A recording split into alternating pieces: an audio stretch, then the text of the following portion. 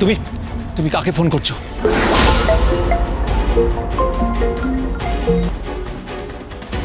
Hello. Hello dad.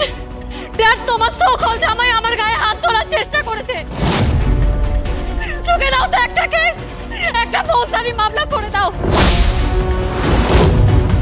ধরে নিয়ে যাবো ওকে লকআপে, তারপরে বুঝবে কত ধানে কত চাল। হ্যালো? না না, দেখুন আপনি এসব কিছু করবেন না। তাহলে আমার মেয়ে যেন ওই বাড়িতে সম্পূর্ণ নিরাপত্তা পায়, ওর ওপর যেন কোনো রকম মানসিক বা শারীরিক অত্যাচার না হয়।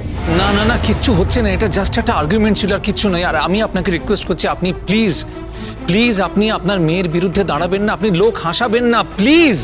এটা আমার পেশা, আমার স্বপ্ন, আমার সবকিছু। আমি আমার জীবনে যা কিছু পেতে চেয়েছিলাম সেই সব আমাকে আমার বড় মেয়ে দিয়েছে। আমার ছোট মেয়ে আমাকে দেয়নি। আমার ছোট মেয়ে আমাকে কি দিয়েছে জানেন? আমার ছোট মেয়ে আমাকে দিয়েছে দারিদ্র। ওই ওই বস্তির কোণে এক ছিলতে ঘর, আর আর দিয়েছে একটা হেরে যাওয়া মানুষকে। আর আমার বড় মেয়ে আমাকে গাড়ি দিয়েছে, আমাকে বাড়ি দিয়েছে, আমাকে স্যুট বুট চেম্বার সবকিছু দিয়েছে, সব বড় বড় কেস। হ্যাঁ, আমি এখন প্রতিদিন কোর্টে যাচ্ছি, প্রতিদিন কোর্টে যাচ্ছি। ওই অগ্নিজিৎ মুখার্জি আমাকে আমাকে অন্যায়ভাবে কোর্ট থেকে বের করে দিয়েছিল। আমাকে সে জোকার বানিয়েছিল, আমাকে দায়ী সাব্যস্ত করেছিল। জোকার জোকার আমাকে ফাঁসিয়ে দিয়েছিল। তো আমি এর শোধ নেব না?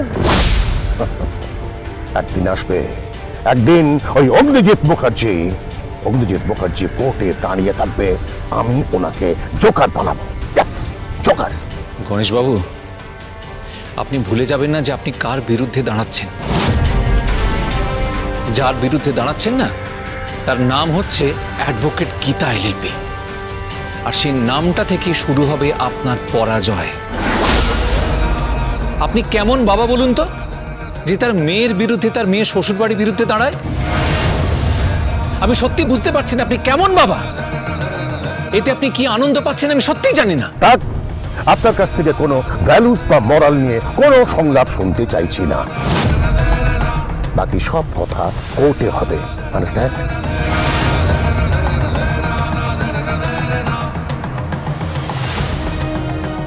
হয়েছে এবার?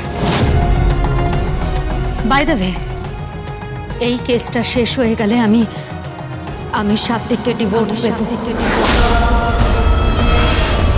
না না, ডিভোর্স দিয়ে চোখের জল ভাসাবো না। আমি আরো বিয়ে করব। গীতা এলএলবি সোম থেকে রবি প্রতিদিন সন্ধ্যে 6:30টায় স্টার জলসায় ও জিও হটস্টারে।